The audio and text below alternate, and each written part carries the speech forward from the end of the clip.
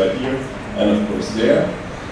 Yeah, then one thing is what's called the swept area. So if you look at the return, it turns like this, and so you can make an imaginary circle around the blades here. And the area of that circle is about the area. It's actually a little bit bigger than the field territory here for the Yankee Stadium. Just to get a picture of the scale. These are 3 different wind farms which are being built out of here, partially built, at least our scope. This year's preliminary scope. And we have about, at the height, when this picture was made, there were about 200 people working here for this. Really straight on the site, not including whatever the restaurants and hotels and everything, which also benefit. And these blades that you see here, these are each about 200 feet long. And you see how many of them are getting around here. So this, again, this is a real industry with real jobs everywhere. And that, by the way, is a coal power plant, which is has half as much megawatts as the wind farm which we're building here, from here. So that's also a nice picture of that. So one thing that we, as a goal from the whole company, is to drive down costs. We know right now offshore wind is not the cheapest way to produce electricity. It still makes economic sense, but we want to drive the costs down even further. And that's a step-by-step process using different technological innovations. In the last couple of years, what we've done is battery drive, which means we're taking out the gearbox.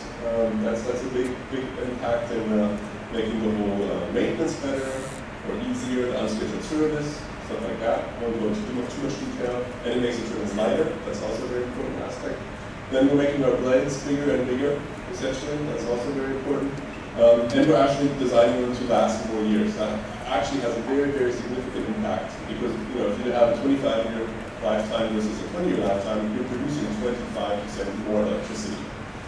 That is a very, from a macro perspective, very, very significant thing. These larger wind farms with new kinds of transmission networks, we expect to see a variety of reliability benefits to utilities like LIPA that are in an island setting and can benefit from the additional capacity that is available from neighboring utility grids. And then lastly, the other great advantage, of course, of offshore wind is that we can interconnect where it's most convenient for the host utility, if you will. And so, even though the wind farm is far offshore, we can make sure that our interconnection to the grid is in a place where the utility needs electricity the most. Where offshore wind is being developed in the region. In New Jersey, we're in a partnership with PSEG to develop a larger project off of New Jersey. In the New York Bight, off of New York City, there are a couple of different projects that are underway, including the collaborative that Kevin mentioned earlier, that LIPA is a participant in. This is a site that is that green trapezoid just south of the Rockaways. And then this strange-looking blue blob east of Montauk is an area known as the Area of Mutual Interest, which is jointly controlled by the states of Rhode Island and Massachusetts, in which we hope to build a much larger project. Here's a close-up view of this particular site. You can see Martha's Vineyard up to the right and Rhode Island to the left. You can also see that after receiving comment from the commercial fishing industry, BOEM has made off limits those hatched areas, which were the highest value fishing areas, as indicated by the public comment to the BOEM. And so, this site is at a very early stage of the permitting process, but already BOEM, I think, is doing the right thing by making sure that our impacts are not going to be a problem for commercial fishing.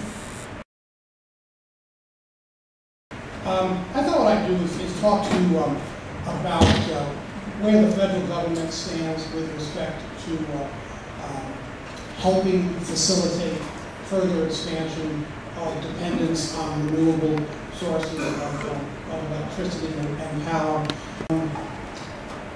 Our country is aggressively going after fossil fuels.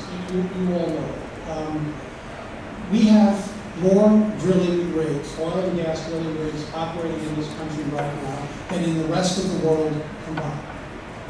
We have 4 times more drilling rigs, oil and gas, operating in this country now than we did the day George Bush left office. So the notion that our high energy prices are a result of Obama administration policies that are strangling development of traditional sources of energy. Just not true. You all know the number. And these, I always tell people these are the only two numbers you need to know. That we use 25% of the world's oil, we have 2% of the world's fossil fuel reserves. That's all you need to know that we must both reduce our dependence on fossil fuels and dramatically increase our dependence on renewables. That is an effort that the federal government has been engaged in for quite some time. The production tax credit, in my view, and I think the view of most people who pay attention, is enormously important. In fact, one estimate has suggested that if we don't renew the production tax credit, we will lose approximately 40,000 jobs in the renewable energy field. 40,000 jobs. Education. One of our challenges is to just provide people with facts. And then we have to hope that people actually accept the facts. That's the second issue. But Citizens Campaign for the Environment, League of Conservation Donors, Sierra Club, all kinds of organizations that I'm not mentioning, and please don't take offense that I didn't mention you. That the work that you all do in terms of educating elected officials, educating stakeholders, is absolutely crucial that you keep it up, and not just keep it up, but intensify. Because I will tell you that I have an alarming number of colleagues who are in full-blown denial about an issue that is pretty clear. I mean, the science is pretty clear. One of the reasons I am optimistic is that by nature I am an optimistic person. But I also think that the consequences of failing to deal with this family of issues in a constructive way are so dire that I would like to think that none of my colleagues would want to invite those consequences.